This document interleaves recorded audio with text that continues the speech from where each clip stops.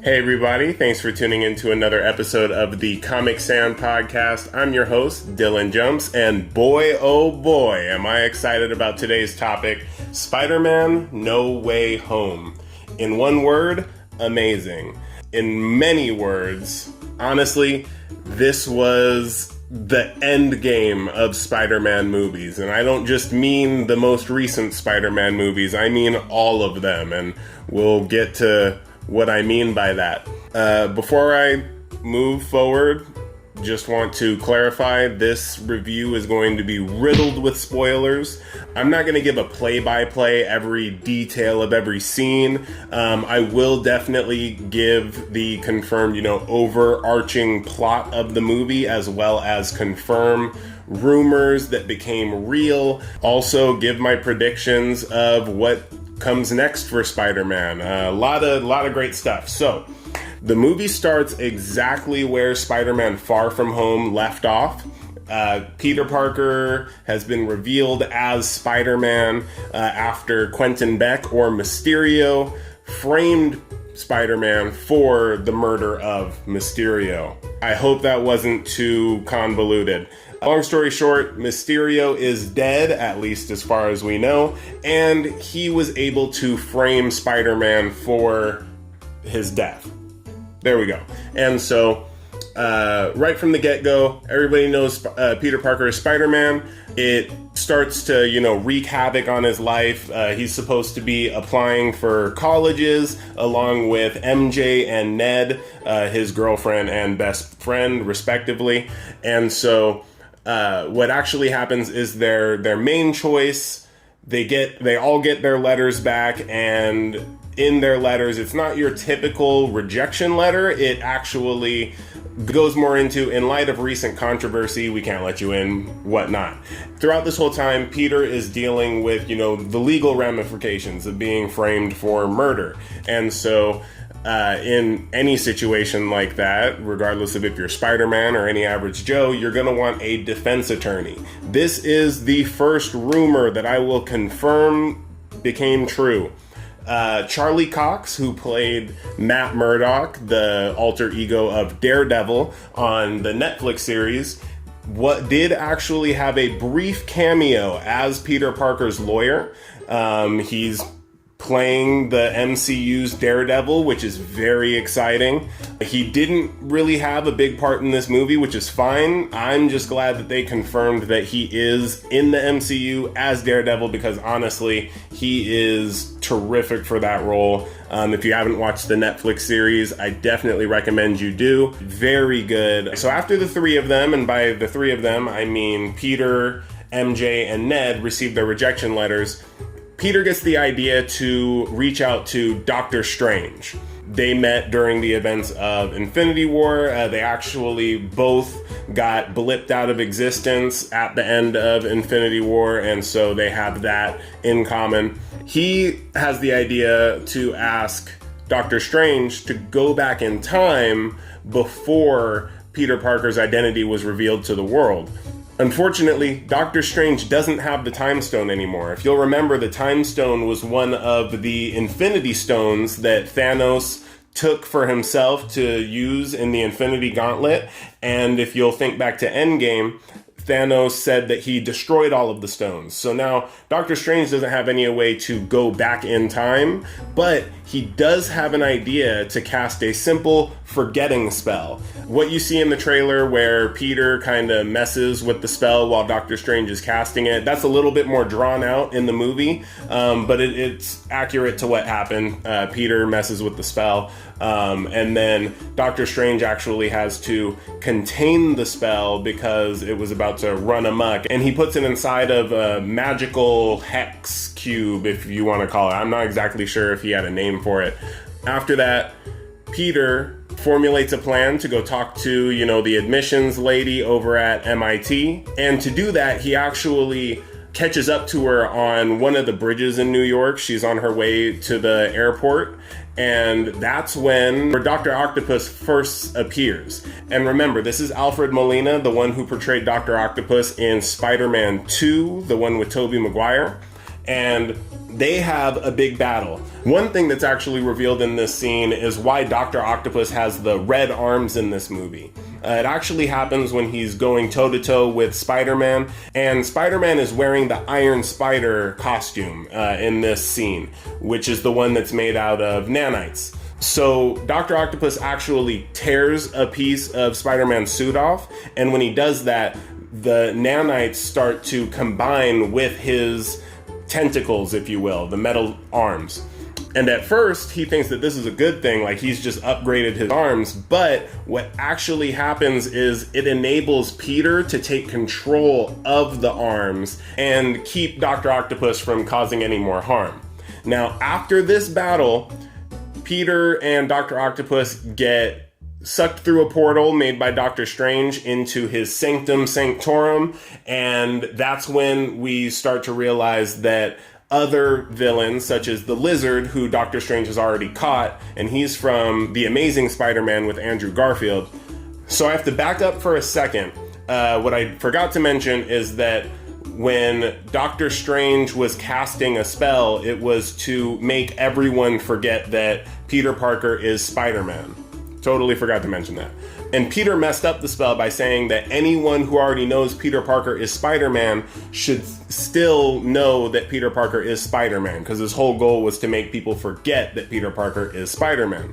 Doctor Strange, now back to where I left off, lets Spider-Man know, Peter Parker, that when he said that, he messed up the spell and made it to where everyone who knows that Peter Parker is Spider-Man is now getting pulled into their universe. This is when he reveals that the multiverse exists. They formulate a plan to go after the people, villains, whatever you want to call them, that have been brought to their universe, and Doctor Strange is going to figure out a way to send them back. So Peter goes after Electro, Sandman. Also, we find out that Norman Osborn, or the Green Goblin, is also in this universe, and he is played by Willem Dafoe from the first Tobey Maguire movie.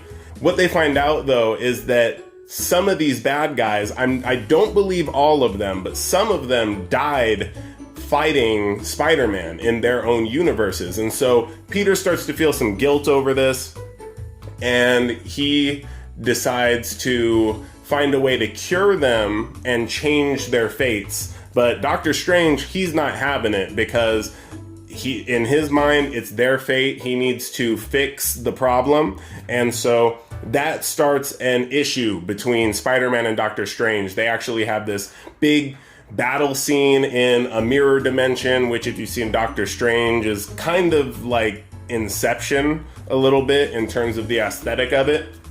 But Spider-Man ultimately wins that battle, leaves Doctor Strange trapped in a mirror dimension temporarily. He, wasn't going to leave him there forever. After Spider-Man traps Doctor Strange, he takes all of the villains and lets them know, like, hey, at any moment in time, I can click this button on a device that Doctor Strange made with magic that was actually going to send them back to their universes. He said, if you guys get out of hand, we're going to push this button and you're going right home. And, if you die, then you die. But that's on you. I'm going to try and help you. They go back to where Peter and his Aunt May have been living. Which is actually in Happy Hogan's apartment, because after the world found out Spider-Man was Peter Parker, they needed to get a place with some more security. And so while they're trying to cure all of the villains, they actually do put a microchip on the back of Dr. Octopus's neck, which helps him quiet the voices from his mechanical arms, which actually in the Spider-Man 2 with Tobey Maguire made him start to go crazy and become villainous. And so they cure his issue. They're on the verge of curing Electro. They're working on something to cure Norman Osborn, when Norman Osborn flips, and he's no longer Norman, he's the Green Goblin, because the Green Goblin is a section of Norman Osborn's psyche. He's not actively in control. He doesn't even remember what happens when he becomes the Green Goblin. So it's kind of like dissociative identity disorder in a way.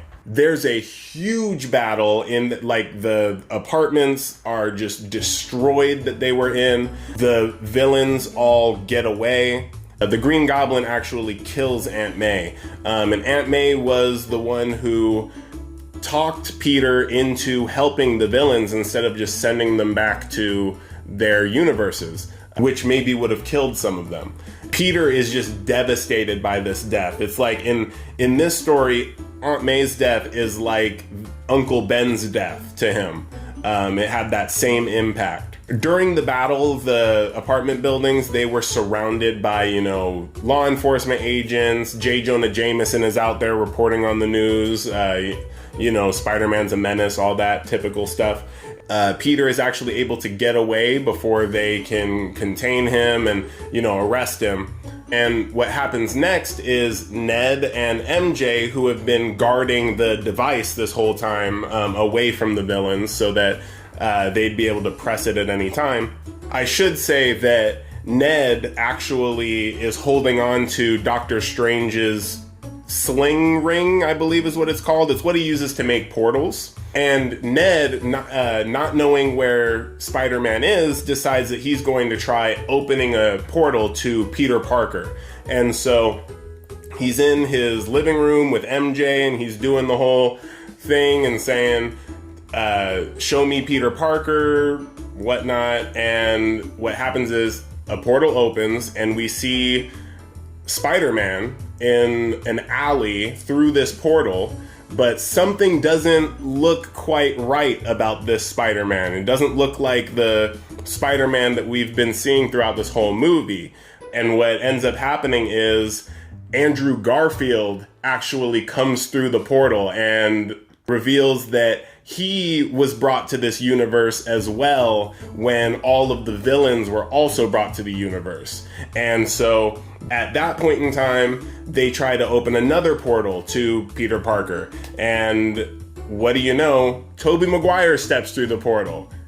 Mind was blown. The whole theater was just clapping, even to Andrew Garfield. But when we saw Tobey Maguire, it was just throughout the whole theater. And it was just so exciting seeing both of these Spider-Men after how many years, I don't even know. They go and they find Peter Parker, Tom Holland. I'm just gonna refer to them as their real life names because it gets so difficult. Even in the movie, they point out how difficult it is. So they find Tom Holland, which is the current Spider-Man that's been in the Avengers movies, all of that. He's distraught. He's still reeling over the death of Aunt May. They relate to him in the way that both of them went through the death of their Uncle Ben.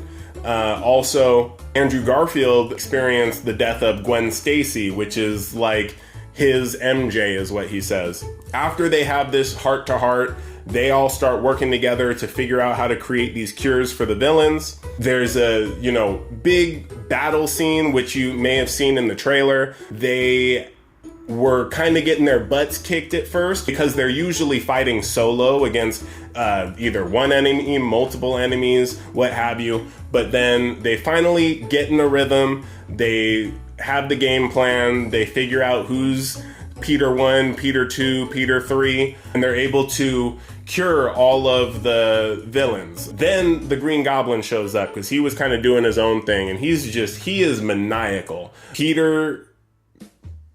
Tom Holland, he gets really close to killing Green Goblin after they have their rematch. Tobey Maguire was able to keep him from doing it.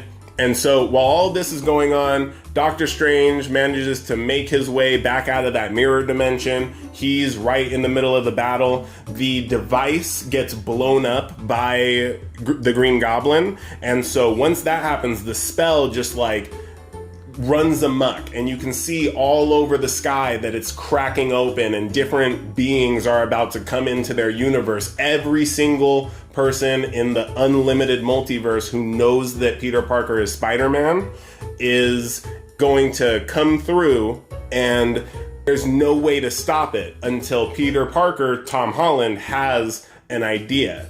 They can't try to cast the spell that they did earlier It's too late for that. You can't make it to where everyone forgets that Peter Parker is Spider-Man. But Tom Holland has the idea to change the spell, do a new one where everyone forgets who Peter Parker is. And Doctor Strange admits that that's the only way that'll work, but it'll mean that all of his loved ones, everyone who knows him, will completely forget who Peter Parker is, and there's no turning back from that. He decides to go through with it because at this point, it's the only way. There's a heartfelt goodbye between him and the other Spider-Men, between him and his best friend and his girlfriend. Very sad stuff at the end of the movie. It ends off with a scene where Peter, now just Peter, Tom Holland's the only one left now, so we'll just get back to that. Peter, he goes into the store that MJ works in, and he's going to introduce himself, and he's got this whole spiel written out on a piece of paper, and I don't know exactly what he was going to say, but once he gets in there, he sees that MJ and Ned are still friends, and they actually made it into MIT, and that was something he felt really guilty about before, because the only reason they didn't get into that school was because they associated with him, and because they knew him, and whatnot. And so there's this moment where he really thinks hard on it, and he decides not to introduce himself. He orders his drink and leaves. And the final scene just really shows Peter moving into, this studio apartment, and we see that he's sewn together a new suit because he doesn't have the high-tech stuff that was made for him by Tony Stark or whatnot. He doesn't have that stuff anymore.